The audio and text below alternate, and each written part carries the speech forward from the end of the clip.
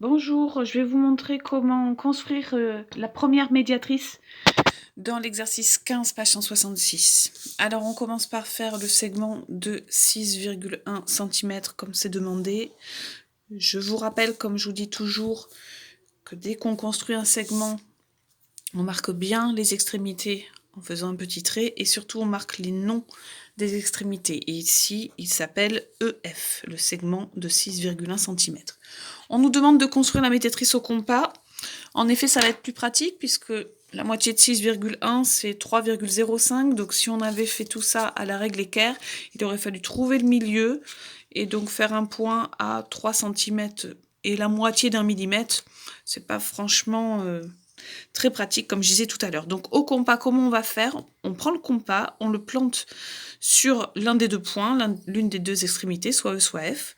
On l'écarte d'environ un peu plus de la moitié du segment pour être assez éloigné quand on va faire nos arcs de cercle. Et là, on fait un arc de cercle en haut, un arc de cercle en bas. Je dis en haut ou en bas parce que là, le segment est à l'horizontale, mais en fait, c'est de part et d'autre du segment. Le compas, je l'ai juste changé de main, pour le changer de côté, mais je n'ai pas du tout touché à son écart. Je garde le même écart et je refais la même chose à partir du point E. Je plante mon compas en E, je fais un arc de cercle en haut, un arc de cercle en bas. Ces deux arcs de cercle que je viens de faire viennent croiser les deux premiers que j'avais fait tout à l'heure.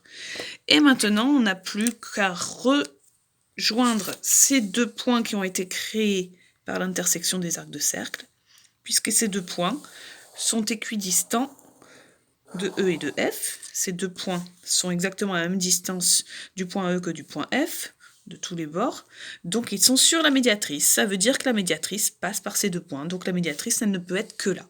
On pense à coder la figure, on met l'angle droit et le codage pour montrer qu'on a bien les mêmes longueurs entre E et le milieu de F, entre le milieu de F et le point F. Voilà.